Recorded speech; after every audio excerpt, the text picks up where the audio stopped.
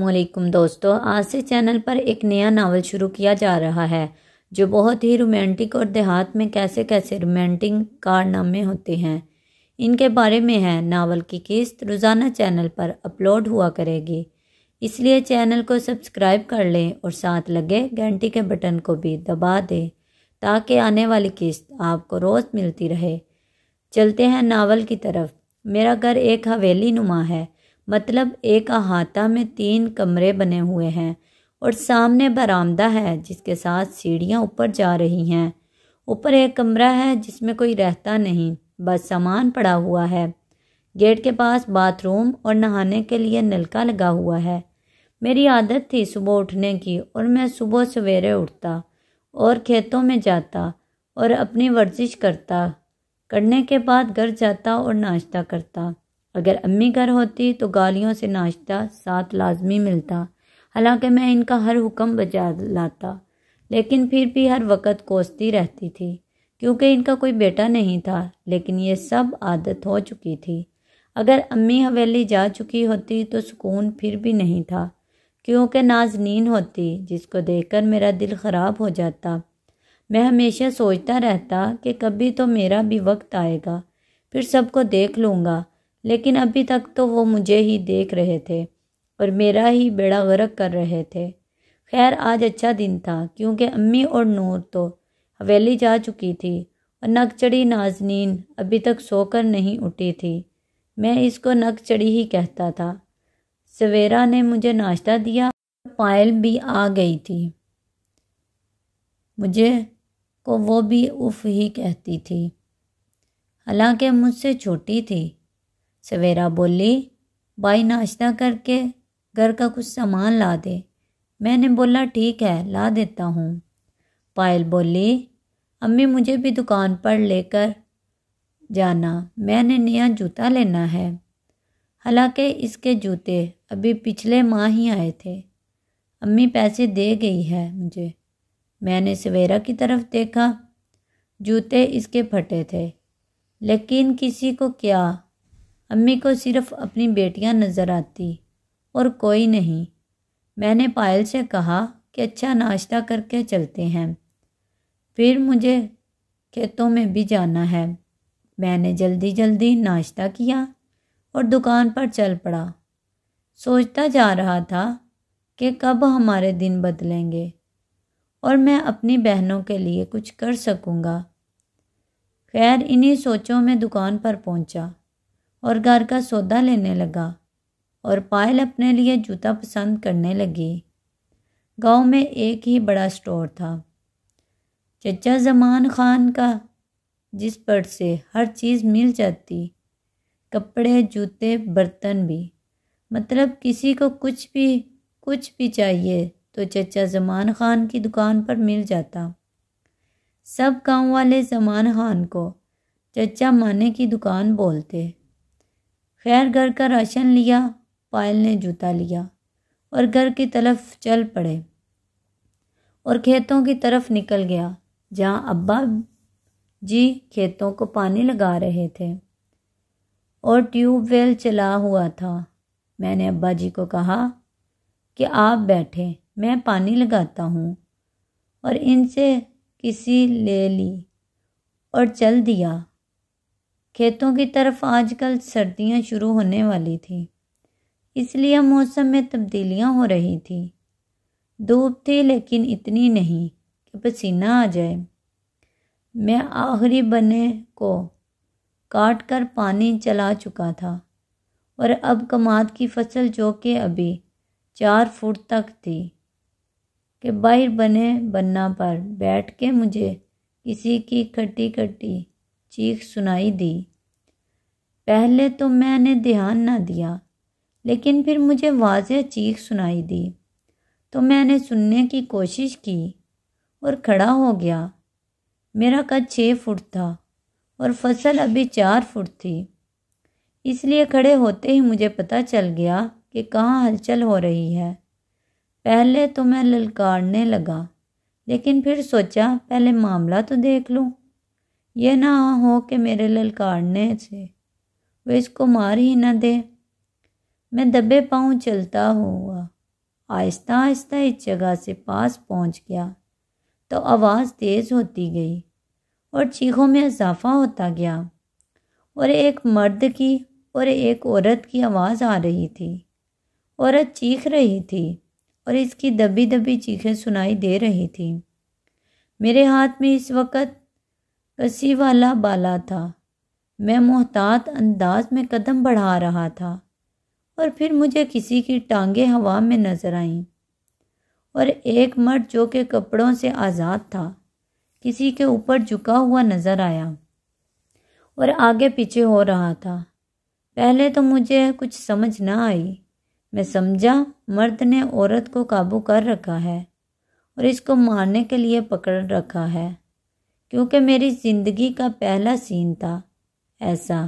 لیکن میں نے آگے بڑھ کر دیکھا تو عورت اور مرد دونوں برہنہ تھے۔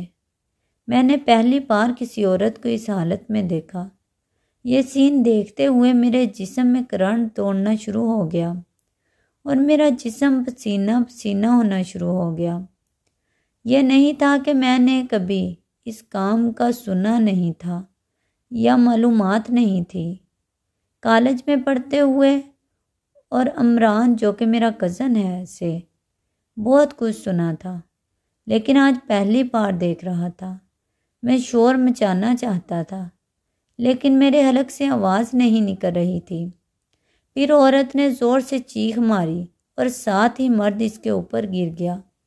مرد اوپر اٹھا تو عورت کی نظر مجھ پر پڑی اور وہ چیخ پڑی۔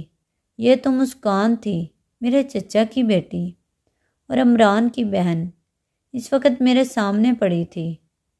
مسکان کے چیخنے پر سجاد خان سردار کے چھوٹے بیٹے کی نظر مجھ پر پڑی تو ایک بار تو وہ گھبرا گیا اور مسکان نے بھی جلدی اپنے آپ کو ڈانپنے کی کوشش کی۔ سجاد خان کڑک آواز میں، تم کون ہو اور یہاں کیا کر رہے ہو؟ مسکان جو خود کو سنبھال چکی تھی بولی، یہ میرے چچا کا بیٹا ہے۔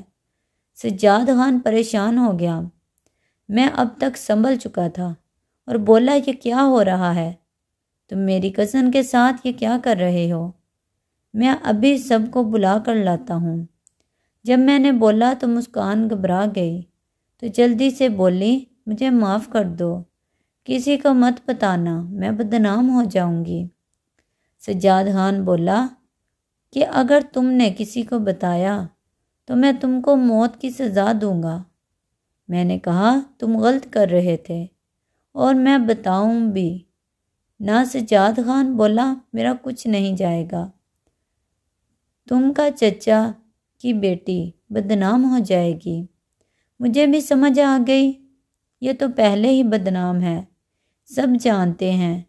لیکن مسکان اور اس کے ساتھ دیکھ کر میرا خون کھول رہا تھا۔ میں بولا، آپ سردار کے بیٹے ہو، اس کا مطلب ہے جو مرضی کرو گے۔ سجاد خان بولا، اب جو ہو چکا ہے بھول جاؤ ورنہ پچھتاؤ گے۔ میں نے بولا، تم نے مسکان کے ساتھ زیادتی کی ہے۔ تو سجاد خان بولا، میں نے اس کے ساتھ زیادتی نہیں کی، اس کی مرضی سے کیا ہے، اور دیکھو اس کو بدنام کرنا چاہتے ہو تو کرو۔ اگر تم خاموش رہو گے تو تم کو ہی فائدہ ہوگا۔ میں بولا، میرا کیا فائدہ ہوگا؟ بولا، میں سردار کا بیٹا ہوں، مجھ سے دوستی ہو جائے گی تو تم فائدے میں رہو گے، اور اگر دشمنی کرو گے تو پھر پچھتاؤ گے۔ میں سمجھتا تھا کہ سرداروں سے دشمنی نہیں کر سکتا۔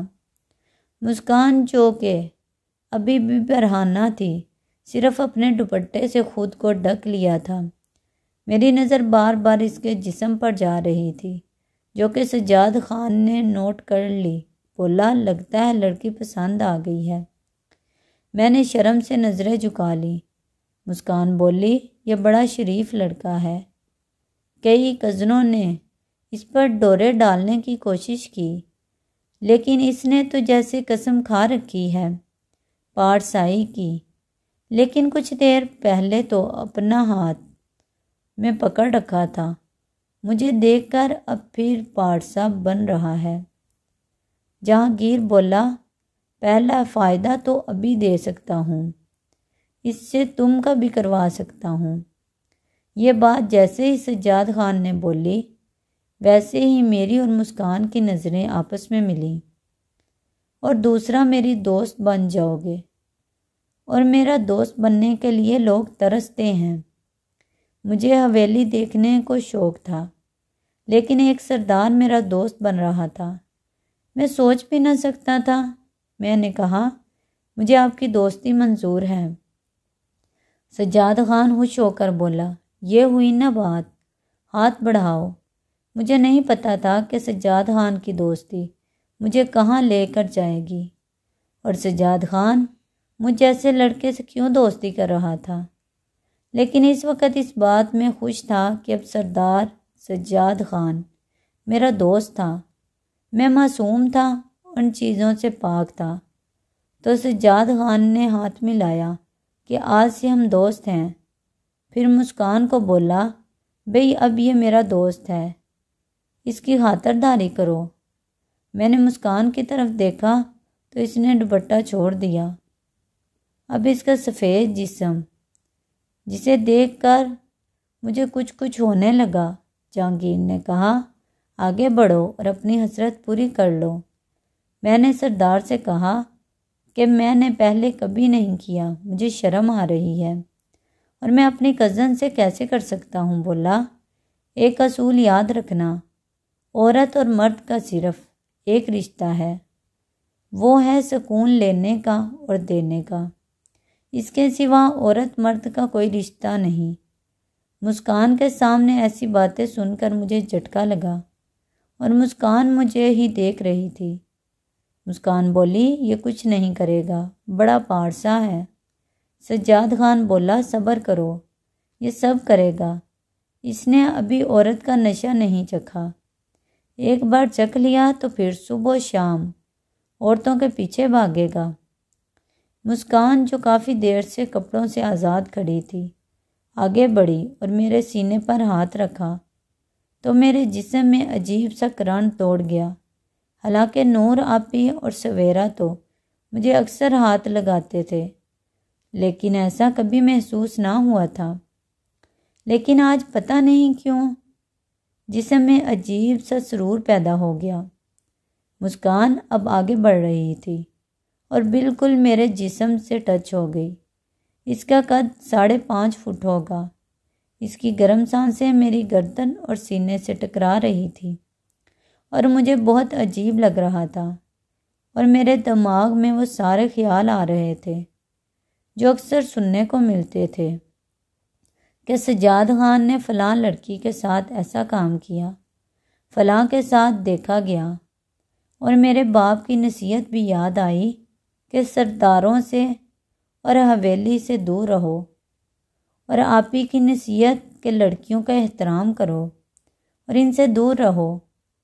دماغ کہہ رہا تھا کہ یہاں سے چلے جاؤ، لیکن مسکان کو دیکھ کر سوچ شروع ہو چکی تھی، مطلب کھڑا ہو چکا تھا، اور جسم میں عجیب سا سرور تھا۔ دماغ کی جنگ جاری تھی کہ مجھے یہاں سے چلے جانا چاہیے، لیکن جنون دماغ پر حاوی ہو گیا اور میری ساری ذہانت دری رہ گئی۔ مسکان پھر آگے بڑھی۔ میں بولا رک جاؤ، ٹھیک ہے میں کسی کو نہیں بتاؤں گا کہ یہاں کیا ہوا تھا، جاؤ یہاں سے۔ جہانگیر بولا کیا ہوا، تم نے مزہ نہیں لینا؟ میں بولا نہیں، مجھے ایسا گندا کام نہیں کرنا۔ بولا یہاں یہ سب کرتے ہیں، گندا کہاں سے ہے، اس میں تو بہت مزہ ہے، ایک بار کر کے تو دیکھو۔ میں بولا مجھے نہیں کرنا۔ مسکان اور سجاد خان پریشان ہو گئے کہ کہیں بتا نہ دوں۔ میں بولا تم لوگ فکر نہ کرو، میں کسی کو نہیں بتاؤں گا۔ مسکان بولی یہ بڑا پارسا بن رہا ہے، ایسے نہیں مانے گا۔ ابھی ہم یہ بات کر رہے تھے کہ باہر سے میرے نام کی آواز آنے لگی۔ ہم کافی دیر سے یہاں تھے اور میں نے پانی لگایا ہوا تھا۔ ابو مجھے ڈھونڈ رہے تھے۔ میں پورا ہوش میں آ گیا اور میرا سارا جوش بیٹھ گیا۔ میں جلدی سے باہر بھاگا۔ جہانگیر اور مسکان مجھے پیچھے سے آوازیں دیتے رہے، لیکن میں باہر آ گیا۔ سامنے ابو تھے، بولے اندر کدھر گئے تھے؟ میں نے بولا میں پیشاب کرنے گیا تھا۔ گاؤں میں لوگ اکثر صبح فصلوں میں ہی جاتے ہیں۔ ابو چلے گئے بن باندھ کر، آ جاؤ کھانا کھا لو۔ اتنے میں مسکان اور سجاد خان بھی باہر آ گئے، اور سجاد خان بولا اب تم نے دوستی کی ہے تو کسی کو مت بتانا۔ میں بولا نہیں بتاتا۔ اور مسکان اب پورے کپڑوں میں تھی اور سر پر دوپٹہ لیا ہوا تھا۔ ایسا لگ رہا تھا جیسے اس جیسی شریف کوئی نہیں۔ مسکان پھر بولی کہ کسی کو مت بتانا، میں بدنام ہو جاؤں گی۔ تم جو کہو گے میں کروں گی۔ میں نے بولا جاؤ بعد میں بات کریں گے۔ وہ چلے گئے اور میں ابو کے پاس آ گیا، جہاں وہ درخت کے نیچے بیٹھے کھانے پر میرا انتظار کر رہے تھے۔ مجھے بار بار مسکان کا جسم یاد آ رہا تھا اور اپنے ہاتھ میں ابھی اس کا جسم محسوس ہو رہا تھا۔ خیر جیسے تیسے کر کے میں نے کھانا کھایا، ابو کو بتایا کہ میری طبیعت خراب ہے، گھر آ گیا۔ جب گھر میں داخل ہوا تو سامنے ہی مسکان سویرا اور پائل سے باتیں کر رہی تھی۔ اس کو دیکھ کر میرا حال پہلے سے پھر خراب ہونے لگا۔ سویرا بولی بھائی خیر ہے؟ آج اتنی جلدی؟ میں نے بولا میری طبیعت خراب ہے، اس لیے ابو نے مجھے گھر بھیج دیا۔ کیا ہوا بھائی؟ میں نے بولا کچھ نہیں، سر درد ہے۔ مسکان فوراً بولی میں سر دبا دوں؟ میں بولا نہیں، تھوڑا آرام کروں گا تو خود ہی ٹھیک ہو جائے گا، اور جلدی سے اندر جا کر لیٹ گیا۔ مسکان اور سویرا باہر باتیں کر رہی تھی۔ سویرا بولی بھائی آج گھر کیسے آ گیا؟ حالانکہ اگر طبیعت خراب بھی ہو تو بھائی گھر نہیں آتا۔ مسکان بولی لگتا ہے باہر کوئی بھوت دیکھ لیا ہے جو ایسی حالت ہو رہی ہے۔ حالت تو میری بھوت والی ہی تھی، جیسے سچ کا بھوت دیکھ لیا ہو۔ پہلی دفعہ کسی لڑکی کو ایسی حالت میں دیکھا، وہ بھی اپنی ہی کزن یعنی چچا کی بیٹی کو۔ بیٹھ تو کسی طرح خود کو کنٹرول کر لیا شرم کی وجہ سے، پر کمرے میں جیسے ہی آیا تو عجیب سا احساس ہو رہا تھا۔ بار بار مسکان یاد آ رہی تھی اور خود سے ہی اپنے آپ کو سکون دینے کا سوچنے لگا۔ ابھی ہاتھ ڈالا ہی تھا، اچانک دروازہ کھلا اور پائل اور مسکان اندر داخل ہوئیں۔ جیسے ہی ان کی نظر مجھ پر پڑی تو دونوں کا منہ کھلا کا کھلا رہ گیا۔ دونوں کی نظریں میرے پر تھیں۔ میں نے جلدی سے شلوار اوپر کی تو دونوں کو ہوش آیا اور وہ جلدی سے باہر بھاگ گئی۔ میری ساری مستی نکل چکی تھی اور دوڑنے والی جگہ لی تھی۔ مسکان تو شاید نہ بتاتی، لیکن پائل جو کہ امی کی چہیتی ہے، امی کو بتا دے، اور ابو کو بھی۔ میری بہت پٹائی ہونے والی تھی۔ امی کو تو بس بہانہ چاہیے تھا مجھے مارنے کا کہ کوئی موقع ملے۔ میں کافی دیر کمرے میں رہا ڈر کے مارے، لیکن کب تک باہر تو جانا تھا۔ شام کا ٹائم تھا، ابو بھی آنے والے تھے۔ آپ ہی تو شام کو آتی، لیکن امی رات کو۔ میں باہر نکلا اور ادھر ادھر نظریں گھمائیں۔ باہر سویرا اور نازنین بیٹھی تھی۔ میں نے سوچا کھیتوں میں جاتا ہوں، وہیں رہ جاؤں گا، کیونکہ میں کبھی کبھی کھیتوں میں سو جاتا تھا۔ میں جلدی جلدی نہایا اور باہر نکلنے لگا تو پیچھے سے سویرا نے آواز دی کہ کہاں جا رہے ہو؟ میں نے کہا کھیتوں میں جا رہا ہوں۔ بولی تمہاری تو طبیعت خراب تھی نہ۔ میں بولا اب ٹھیک ہوں، دوپہر سے آرام ہی کر رہا ہوں۔ ابھی ہم باتیں کر رہے تھے کہ باہر کا دروازہ بجا۔ میں باہر آیا تو ایک آدمی کھڑا تھا۔ یہ ہمارے گھر کے ساتھ ہی رہتا تھا اور حویلی میں کام کرتا تھا۔ بولا کہ تم کو سردار سجاد خان حویلی میں بلا رہا ہے۔ میں تو جیسے بہت ڈر گیا کہ مسکان نے شاید جہانگیر خان کو کمرے والی بات بتا دی ہے، اس لیے بلا رہا ہے پیچھے سے۔ ابو بھی آ گئے، بولے کیا بات ہے؟ میں نے ان کو بتایا کہ سردار سجاد خان بلا رہا ہے۔ میرے ابو کے بھی ہاتھ پاؤں پھول گئے۔ ساری لائف انہوں نے مجھے حویلی سے بچایا تھا، اب اچانک حویلی والوں نے مجھے بلایا تھا تو میرے ابو بھی ڈر گئے، لیکن وہ سرداروں کا پیغام ٹال نہیں سکتے تھے۔ آدمی کو بولا تم جاؤ، میں اسے ساتھ لاتا ہوں حویلی۔ ابو مجھ سے بولے تمہیں کیوں بلایا ہے؟ میں بولا ابو مجھے کیا پتا، میں تو گھر میں تھا، ابھی اس آدمی نے پیغام دیا تھا اور آپ کو بھی بولا۔ ابو بولے خیر ہو، حویلی کی نظر تم پر کیسے پڑ گئی؟ میں بولا مجھے کیا پتا، میں تو چھپ کر ہی رہتا ہوں اور باہر جاتا بھی نہیں۔ اب میں اندر سے مزید ڈر گیا، پھر سوچا جو ہوگا دیکھا جائے گا، زیادہ سے زیادہ مجھے مار ہی پڑے گی اور کیا ہونا ہے۔ ابو کے ساتھ حویلی چل دیا۔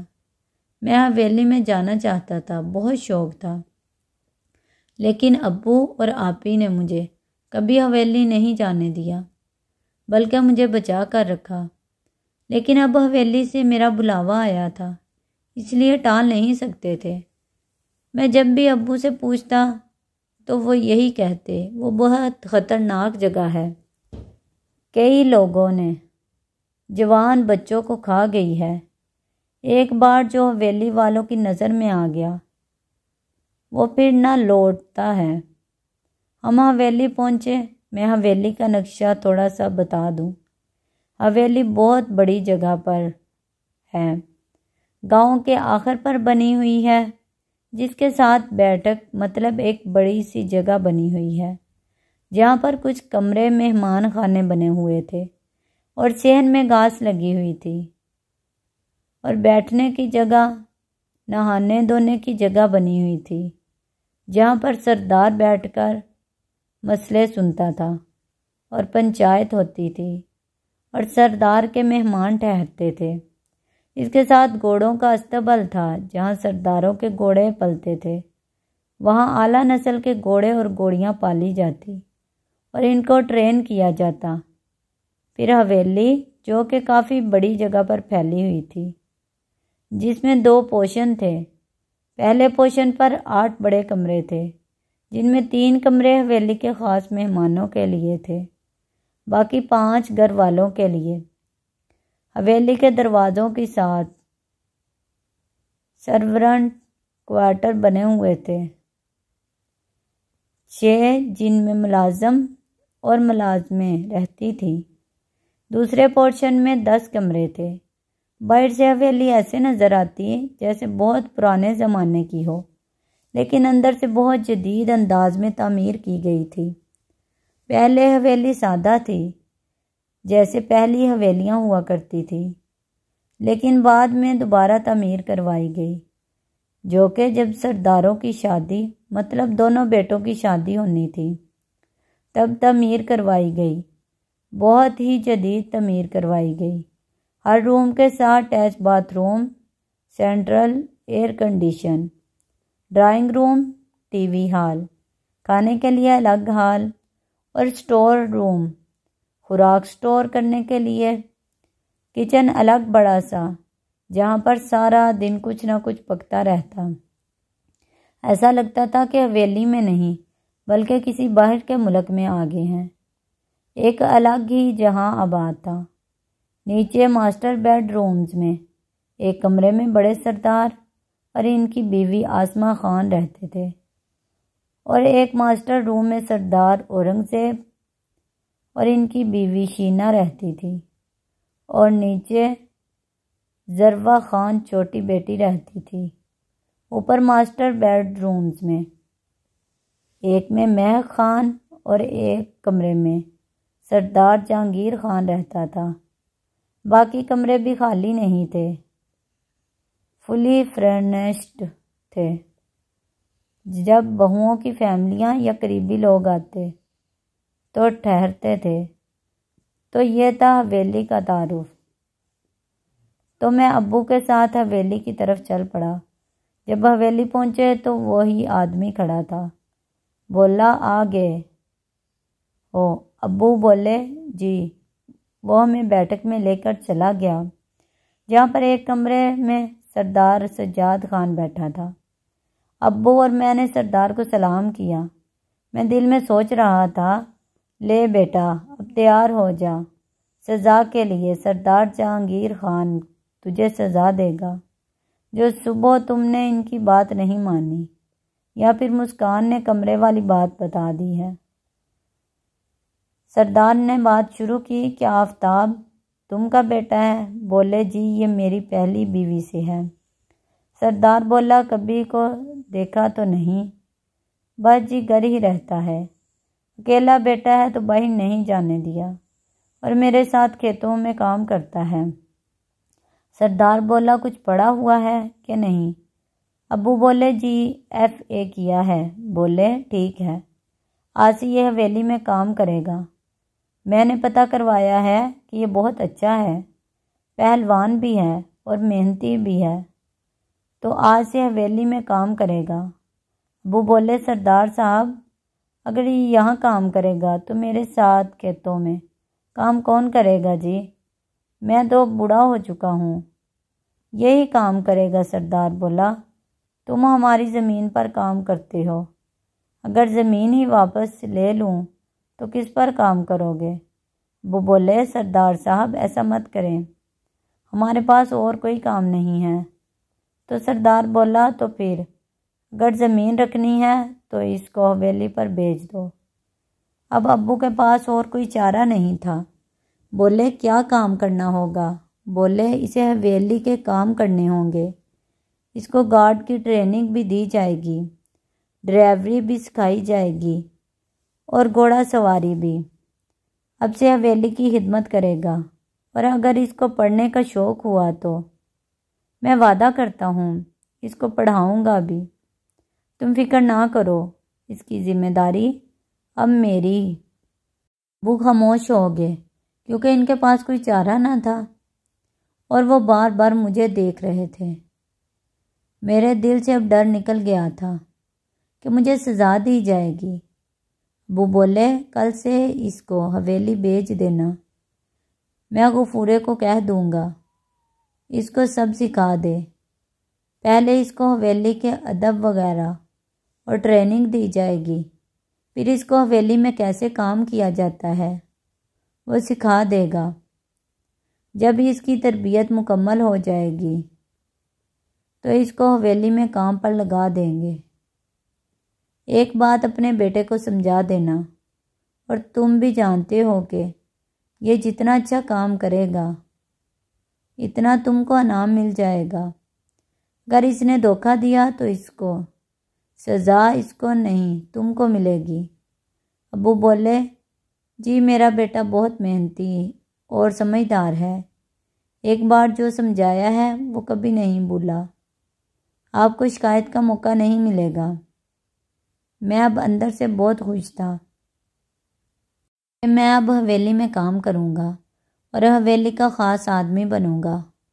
مجھے غفورے عرف غفور خان کا پتہ تھا۔ وہ گاؤں میں حویلی کا خاص آدمی تھا اور بہت ہی خوشحال تھا۔ اس کی اپنی حویلی تھی، بڑی سی، اور زمین بھی جو اس کو حویلی والوں نے دی تھی۔ بھی اپنے معصوم دماغ سے خواب دیکھ رہا تھا کہ اب میں بھی کام کروں گا اور میں بھی خوشحال ہو جاؤں گا اور اپنی بہنوں کے لیے کچھ کر سکوں گا۔ لیکن یہ سب خواب تھا جس کا ابھی حقیقت سے کوئی واسطہ نہ تھا۔ لیکن میری کامیابی کی پہلی سیڑھی شاید یہیں سے شروع ہوئی۔ بولے اب جاؤ، کل اس کو بیچ دینا۔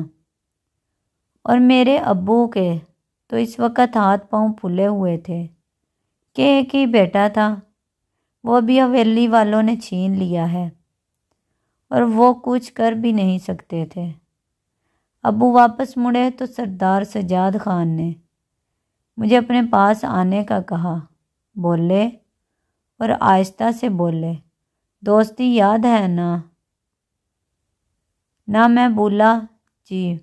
بولے مجھے تم جہانگیر کہہ سکتے ہو، میں نے تو اپنی دوستی تم کو دکھا دی، آج ہی حویلی میں بلا لیا اور کام دے دیا، نہ تم سارا دن کھیتوں میں ہی ہل چلاتے رہتے اور یہیں چلاتے چلاتے مر جاتے۔